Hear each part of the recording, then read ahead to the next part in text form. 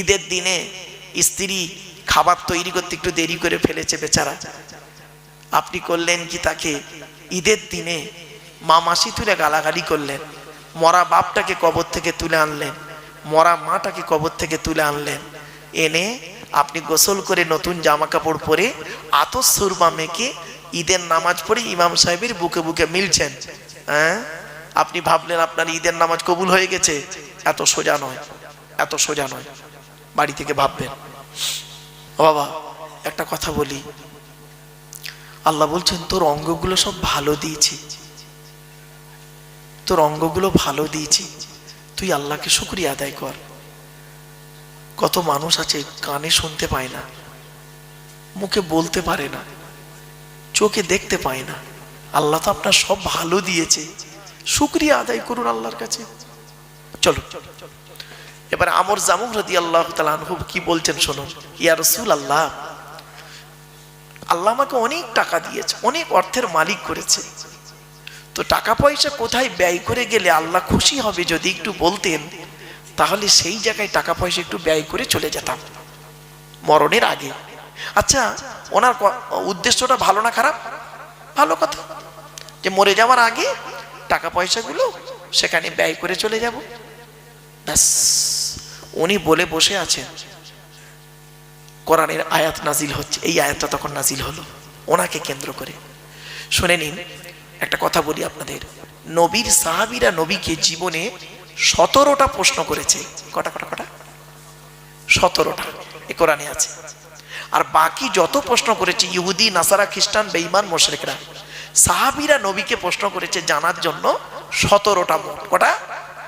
এটা মাথায় রাখবেন, 17টা প্রশ্ন করেছে মোট, কোরআনে আছে। ব্যাস, উনি বললেন টাকা পয়সা কোথায় ব্যয় করলে আল্লাহ খুশি হবে একটু বলে দিন নবীজি। নবীজি চুপ করে আছেন। জিবরাইলকে আল্লাহ বললেন, জিবরাইল চলে যাও। জিবরাইল এলেন, কোরআনের আয়াতটা নাজিল হয়ে গেল। কি? ইয়াসআলুনাকা মাযা ইউনফিকুন কুল মা আনফাকতুম মিন খায়রিন ফালিল ওয়ালিদাইনি ওয়াল আকরাবিন। 2 নম্বর পারার 12 নম্বর পৃষ্ঠা 13 নম্বর লাইন, সূরার নাম সূরা বাকারা।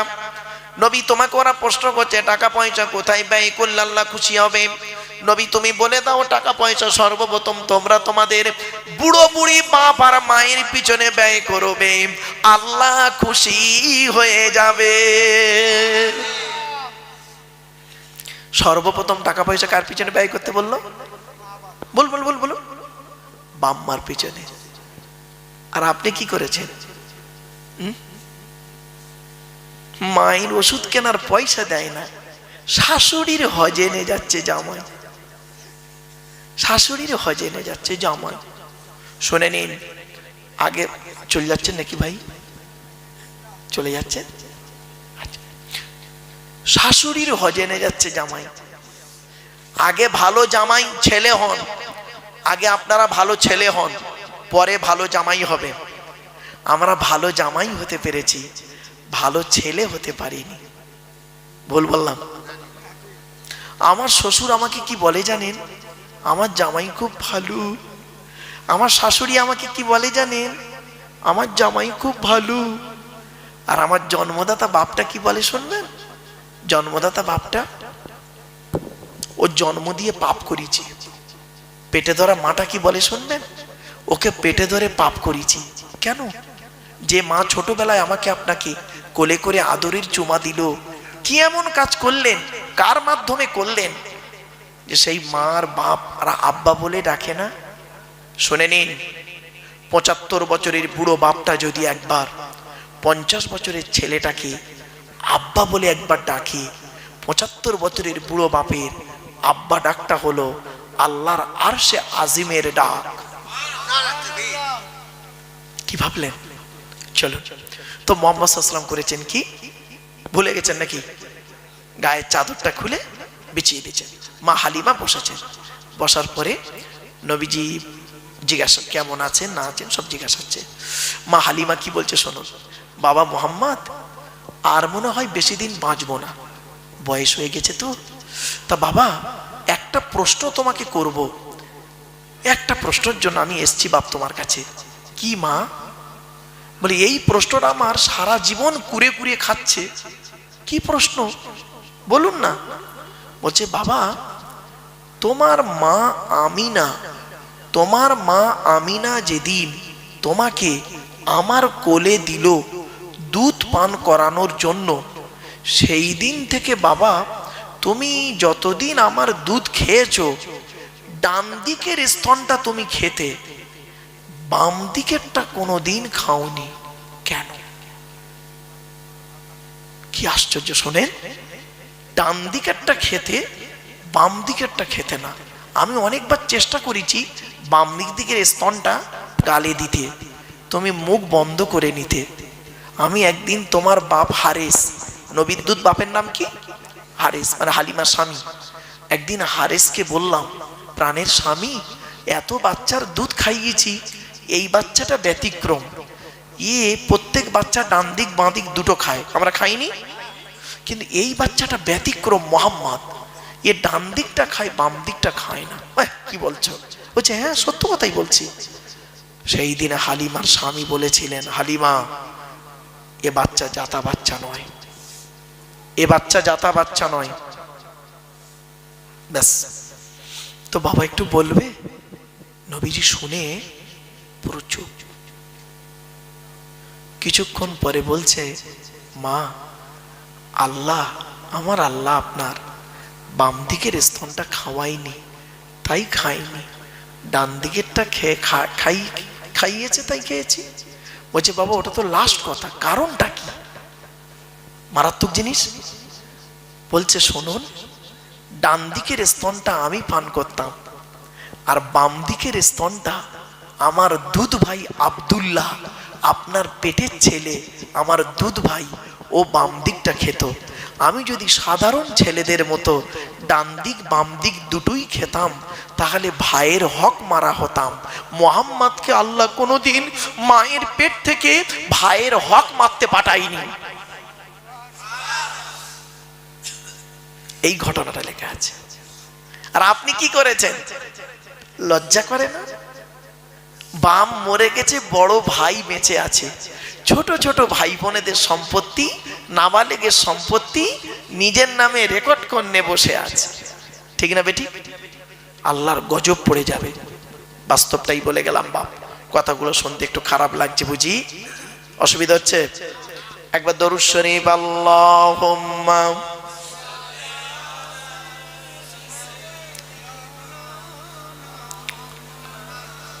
ওয়া আলা আলি সাইয়্যিদিনা।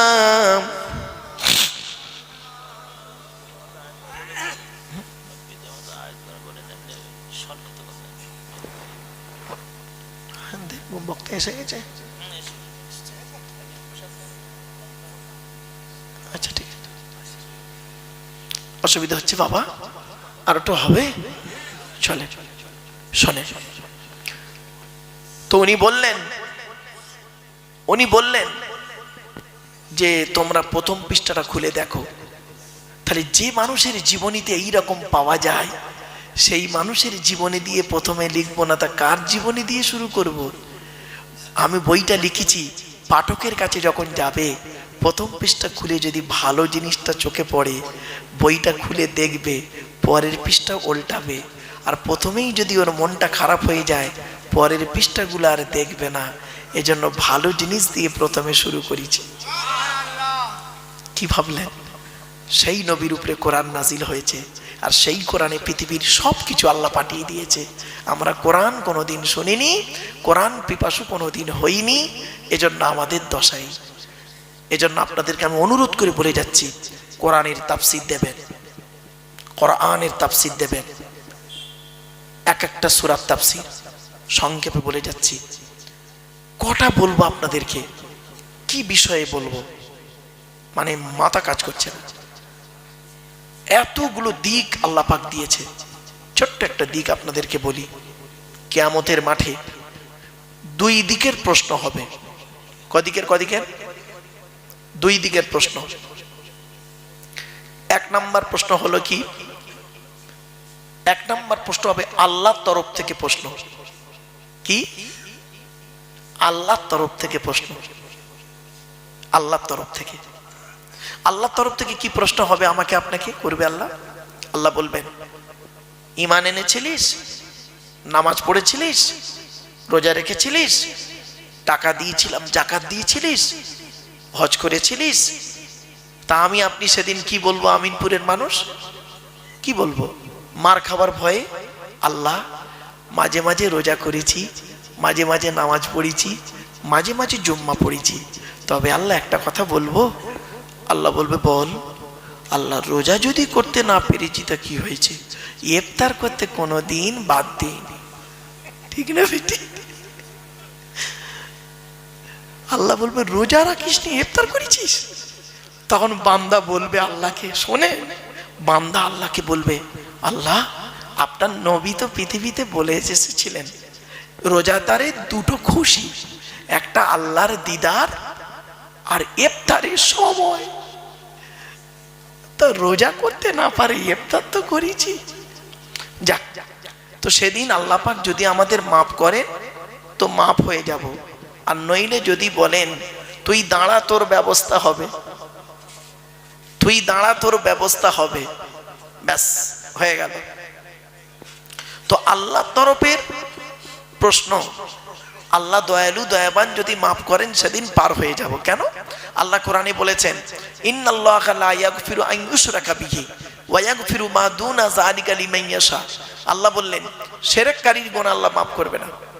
খবরদার বাপেরা, শিরিক করতে যাবেন না। শিরিক হলো কঠিন পাপ, শিরিক করবেন না। আল্লাহর সঙ্গে কোন ব্যক্তি বস্তুর তুলনা করার নাম হলো শিরিক। কিছু বুঝতে পারছেন? খবরদার, যেখানে শিরিকের গন্ধ আছে সেখান থেকে মা বোনেরা সরে আসবেন। শিরিক যেখানে আছে সরে আসবেন, কঠিন পাপ। ওয়া ইয়াগফিরু মা দুনা যালিকা লিমান ইয়াশা, অন্য গুনাহ আল্লাহ মাফ করলে করতে পারেন। তো আল্লাহর তরফের প্রশ্ন, আল্লাহ যদি মাফ করেন সেদিন আমরা পার হয়ে যাব, আল্লাহর তরফ থেকে খালাস হব। ধরা আমরা পড়বো, এখানে যত বসে আছি, দাঁড়িয়ে আছি, জলসা কমিটি, বক্তা, শ্রোতা, সব ধরা পড়বো আমরা বান্দার তরফের প্রশ্ন। বান্দার তরফ থেকে আল্লাহ 10 রকম প্রশ্ন করবে। কটা কটা? এখানে যারা বসে আছেন ভালো করে শুনে নিন এই 10টা প্রশ্ন। আজকের বাড়ি যাবেন, বাড়িতে গিয়ে এই 10টা প্রশ্নের উত্তর খুঁজে বের করবেন। যদি উত্তর খুঁজে পান, মনে মনে সকালবেলা উঠে বলবেন, ইনশাআল্লাহ আমি জান্নাতি। আর যদি উত্তর না পান, মরণ পর্যন্ত এই 10টা প্রশ্নের উত্তর খুঁজে বের করবেন। বলে গেলাম 10টা কি, শোনো।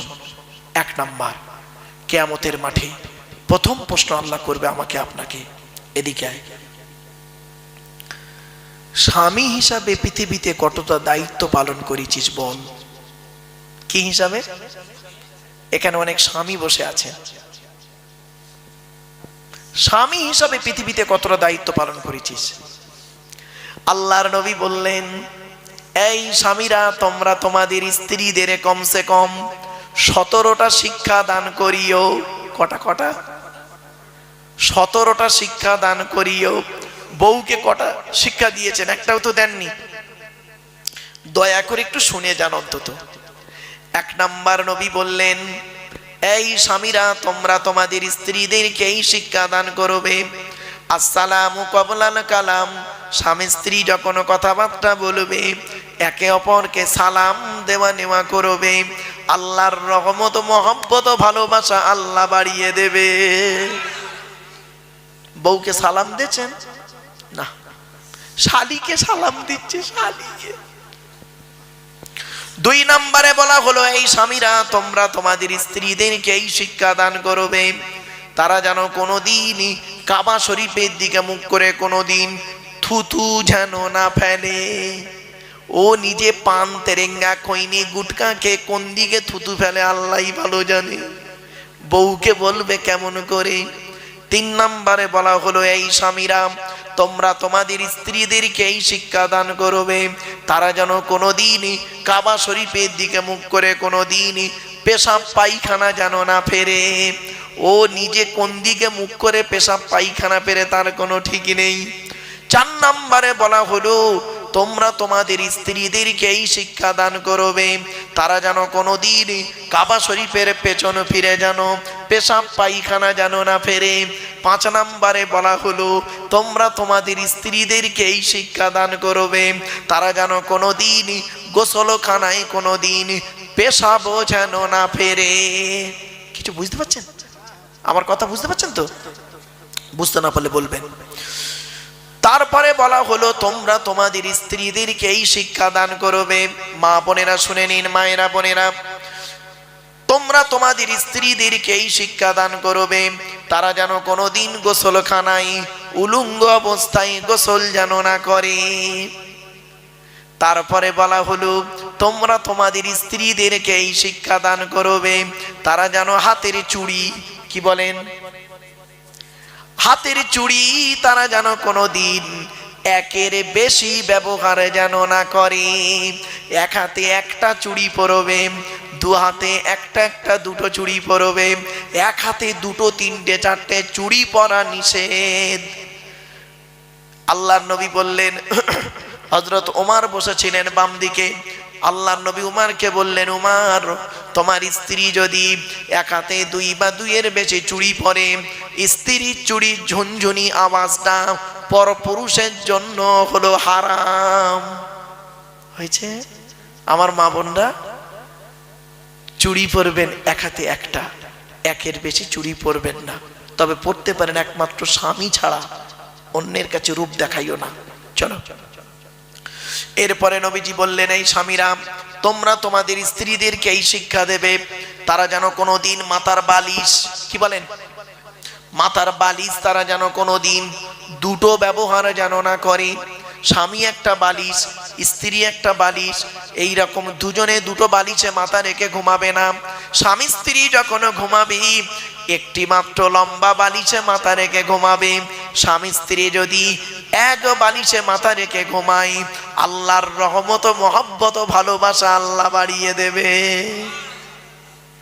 এসব তো শোনেননি। চলো, আচ্ছা, এখানে যারা মেয়ের বিয়ে দিয়েছেন তারা শ্বশুর হয়েছেন, ঠিক না বেঠিক? বলুন না, কথা বলুন। যারাই মেয়ের বিয়ে দিয়েছেন তারা শ্বশুর হয়েছেন। আর নবীজি তার মেয়ে ফাতেমাকে হযরতে আলীর সঙ্গে বিয়ে দিয়েছিলেন, তাহলে নবীও একদিকে শ্বশুর হয়েছেন, ঠিক না বেঠিক? তাহলে আপনারাও শ্বশুর, নবীজিও শ্বশুর। চলো, এই 2 শ্বশুরের কতটা পার্থক্য দেখুন, আসমান আর জমিন পার্থক্য। আপনি আপনার মেয়েকে যখন শ্বশুর বাড়ি পাঠিয়েছিলেন, কি কি দিয়ে পাঠিয়েছিলেন, কি কি বলে পাঠিয়েছিলেন? আর নবীজি তার মেয়ে ফাতেমাকে শ্বশুর বাড়ি পাঠিয়েছিলেন, কি কি দিয়েছিলেন আর কি কি বলেছিলেন? দয়া করে একটু শুনে যান। আগে আমাদেরটা বলি।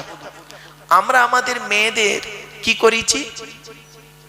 খাট, গদি, ড্রেসিং টেবিল, আলমারি, খাটের সঙ্গে 2টো ছোট ছোট মাথার বালিশ আর বিশাল বড় একটা ঠ্যাং বালিশ দিয়েছি ইত্যাদি। আর মেয়েকে, আর নবীজি কি দিয়েছিলেন ফাতেমাকে দেখি, শুনে নিন। মা ফাতেমাকে নবীজি দিয়েছিলেন 2টো জামা। কটা কটা কটা? 2টো জামা, একটা খেজুর পাতার চাটাই, একটা কম্বল, একটা পানির কলসি, একটা জাঁতা, সুবুরি কাটা জাঁতা নয়, গম ভাঙানো জাঁতা। জাঁতা বলিছি বলে অনেকে পান খড়গুলো মনে মনে ভাবছে সুবুরি কাটা জাঁতা না। এবারে আসছি, আর কি দিয়েছিলেন? একটা চামড়ার বালিশ। কটা কটা কটা? একটা চামড়ার বালিশ। কেন? স্বামী স্ত্রী এক বালিশে মাথা রেখে ঘুমালে আল্লাহর রহমত মহব্বত ভালোবাসা আল্লাহ বাড়িয়ে দেয়। চলো, এবারে আসছি, নবীজি আপনি আপনার মেয়েকে কি বলে শ্বশুর বাড়ি পাঠিয়েছিলেন? মেয়েটি যেদিন শ্বশুর বাড়ি যাচ্ছিলেন জীবনের প্রথম, বরের গাড়িতে ওঠার আগে মেয়েটি তার ভাই বোনের গলা জড়িয়ে কেঁদেছে, মায়ের গলা জড়িয়ে কেঁদেছে, সর্বশেষে এসে বাপের গলা জড়িয়ে কাঁদে, ঠিক না বেঠিক? বাপ তখন কি বলে সান্ত্বনা দেন আপনারা? কাঁদিসনি মা, কাঁদিসনি, আমরা কাল সকাল সকাল যাচ্ছি, ঠিক না বেঠিক? এটাই তো বলেন। আর নবীজি কি বলেছেন শুনুন, চমকে যাবেন। আমার মা বোনেরা সব শুনছে, হ্যাঁ মা বোনেরা শুনে নিন। নবীজি কি বলেছিলেন?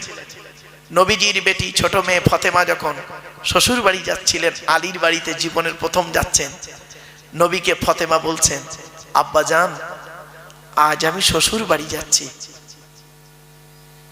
মা তো বেঁচে নেই, আপনি আমার আব্বা, আপনি আমার মা, আজ শ্বশুর বাড়ি যাচ্ছি আব্বা, কিভাবে চলবো আপনি বলে দিন। নবীজি একটা কথা বললেন, মা বোনেরা শুনুন, একটা কথা বললেন, ফতেমা ফতেমা আলীকে দ্বিতীয়বার ডাকতে যেন না হয়। কি বললো? কি বললো? আলীকে দ্বিতীয়বার ডাকতে যেন না হয়। তার মানে কি? এক ডাকে সাড়া দেবে, এক ডাকে সাড়া দেবে। তো মা ফতেমা বললেন, জি আব্বা জান, আমি স্মরণ রাখবো কথাটা মরণ পর্যন্ত। ব্যাস, মা ফতেমা যতদিন বেঁচে ছিলেন হযরতে আলীর এক ডাকে সাড়া দিতেন। একদিনের একটা ছোট্ট ঘটনা শুনে নিন, চমকে যাবেন। দেখুন, হযরত আলী একদিন নবীজির দরবার থেকে বাড়ি আসছে, অনেক রাত হয়ে গেছে, হাসান হুসাইন বাড়িতে আছে, বাচ্চা বাচ্চা ছেলে। হযরত আলী রাস্তা দিয়ে আসছে আর মনে মনে ভাবছে, হেস আজকের এত রাত করে ফেললাম, ঠিক হলো না। ফতেমা জেগে আছে, হাসান হুসাইন বাচ্চা দুটো আছে। লজ্জিত ভাবে এসেছে বাড়িতে, এসে দরজায় ওই বালাটা আস্তে করে নাড়া দিচ্ছে, দিয়ে হালকা আওয়াজে ফতেমা একবার ডেকেছে। সঙ্গে সঙ্গে মা ফতেমা লাব্বাইক বলে দরজা খুলে দিয়েছে।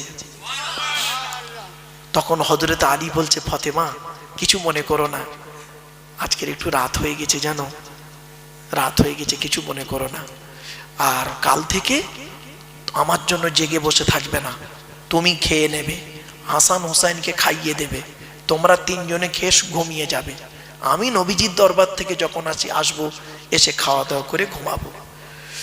কথাটা শোনার পরে মা ফতেমা কি বলেছিল জানেন? শুনে নিন আমার মা বোনরা, ভালো করে শুনে নিন। মা নবীজির বেটি ফতেমা কি বলেছিলেন শুনে নিন। এটা হলো আমার মায়ের স্বভাব, বাপের অর্ডার, মায়ের স্বভাব, বাপের অর্ডার। হযরত আলী চমকে গেলেন, আচ্ছা মায়ের স্বভাব বাপের অর্ডারটা কি? তা বলছে, আমার মা খাদিজা, আমরা হলাম 7 ভাই বোন। ক ভাই বোন? নবীর 7টা ছেলে মেয়ে, 3টে পুত্র সন্তান, 4টে কন্যা সন্তান। তো আমরা হলাম 7 ভাই বোন। 3 ভাইকে আল্লাহ বাল্যকালে ডেকে নেয়, 4 বোন জয়নাব, রুকাইয়া, উম্মে কুলসুম, আমি ছোট মেয়ে ফতেমা। আমি ফতেমা আমার মা খাদিজাকে আমি নিজে চোখে দেখেছি, আমি নিজে চোখে দেখেছি আমার মাকে। কি? আমার মা আমাদের 4 বোনকে খাইয়ে শুইয়ে দিয়ে আমার মা খাদিজাকে দেখেছি, আব্বাজান যতক্ষণ না বাড়ি ঢুকতেন ততক্ষণ পর্যন্ত ঘুমানো তো দূরের কথা, খেতেন না, দরজা লাগিয়ে দাঁড়িয়ে দাঁড়িয়ে আল্লাহর কোরআন তেলাওয়াত করতেন, আল্লাহ আল্লাহর জিকির করতেন।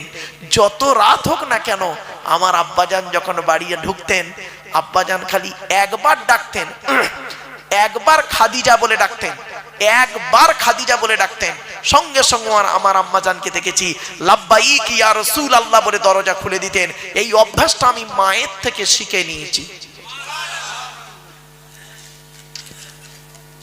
আপনার মেয়ে আপনার জামাইয়ের জন্য করে, আসলে আপনার বউ তো আপনার জন্য করে না, তা আপনার মেয়ে করবে কি করে?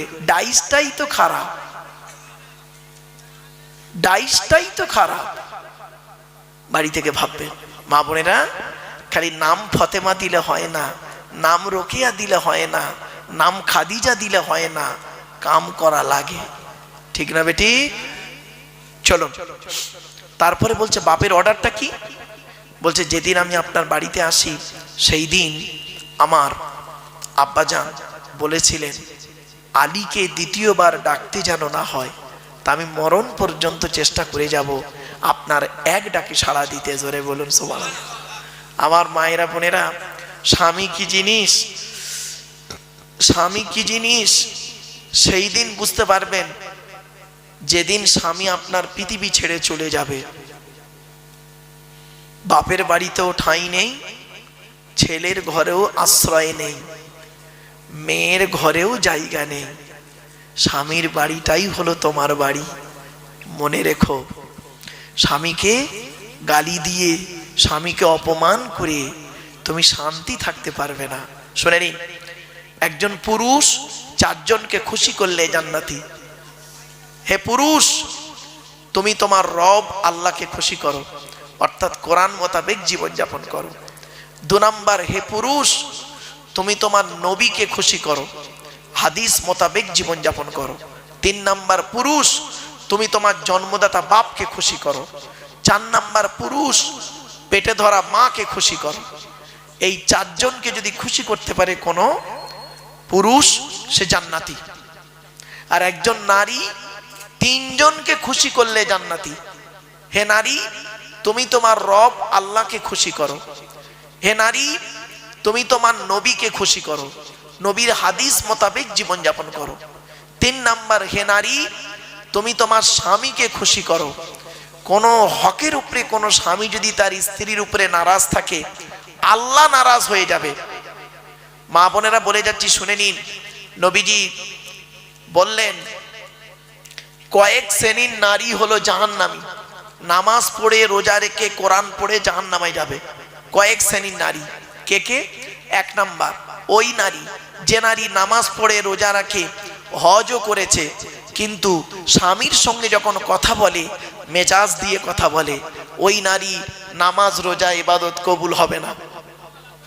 2 নাম্বার হলো, ওই নারীর প্রতি আল্লাহর গজব পড়বে যে নারী স্বামীর দুর্নাম বদনাম অন্যের কাছে করে বেড়ায়। 3 নাম্বার হলো, ওই নারী যে নারী স্বামী থাকতে অন্য পুরুষের সঙ্গে পরকীয়ায় লিপ্ত হয়। 4 নাম্বার হলো, ওই নারী যে নারী বিনা কারণে স্বামীর বিছানা ছেড়ে দিয়ে অন্য বিছানায় রাত কাটায়। অনেক মেয়ে ছেলে আছে দেখবেন, স্বামী বুড়ো মানুষ, তার কোনো খবর রাখে না, আর ও করছে কি, ছোট ছেলের ঘরে ঘুমায়, নাতিকে নিয়ে ঘুমায়, তাহাজ্জুদের নামাজ পড়ে, কবুল হবে না স্বামী নারাজ থাকলে। 5 নাম্বার, ওই নারী যে নারী তার স্বামীর পরিবারের সঙ্গে খারাপ আচরণ করে। স্বামীর পরিবারকে, স্বামীর বাপ, স্বামীর মা, স্বামীর ভাই, স্বামীর বোন। মা বোনদের বলে যাচ্ছি, খবরদার। অনেক মেয়ে ছেলে আছে দেখবেন, স্বামীকে খুব ভালোবাসে, স্বামীর বাপ ভাইয়ের দেখতে পারে না, স্বামীর মানে ভাই বোনকে দেখতে পারে না। ওর বাপ ভাই এলে দেখবেন আদর আপ্যায়ন খুব হয়, আর স্বামীর বাপ ভাই এলে কোনো গুরুত্ব থাকে না। ওই নারী হলো জাহান্নামী নারী। 6 নাম্বার হলো, ওই নারীর প্রতি আল্লাহর গজব, জাহান্নামী নারী যে নারী তার স্বামীকে বলে, তোমার সঙ্গে বিয়ে হয়ে আমার জীবন নষ্ট হয়ে গেছে, আমার মতো মেয়ে বলে তুমি বেঁচে গেলে, অন্য কেউ হলে বুঝতে পারতে। ওই নারীর প্রতি আল্লাহর গজব। বাপেরা বাড়িতে গিয়ে ভাববেন, আমার মা বোনরা এই জিনিস থেকে সরে থাকুন। নারীদের সম্পর্কে বলে গেলাম, শুধু তাই নয়, অনুরোধ করে বলে যাচ্ছি, এই কথাগুলো মূল্যায়ন করুন। তাই 1 নাম্বার, নবী বললেন, কিয়ামতের মাঠে তোমাকে প্রশ্ন করা হবে, স্বামী হিসাবে কতটা দায়িত্ব পালন করেছো, স্ত্রীর কতটা হক আদায় করেছো। শুনে রেখে দিন, স্ত্রীর পিতামাতার গালি দেওয়া হারাম। স্ত্রীর পিতামাতাকে, শ্বশুর শাশুড়ির গালি দেওয়া হারাম। এই কোরআনে আছে 250 রকমের হারাম। কত কত কত? 250 রকমের হারাম আছে, আর 250 রকমের হালাল আছে। তার মধ্যে একটা হারাম কি জানেন? স্ত্রীর পিতামাতার গালি দেওয়া। অনেক সময় কি করেছেন আপনি, মনে আছে?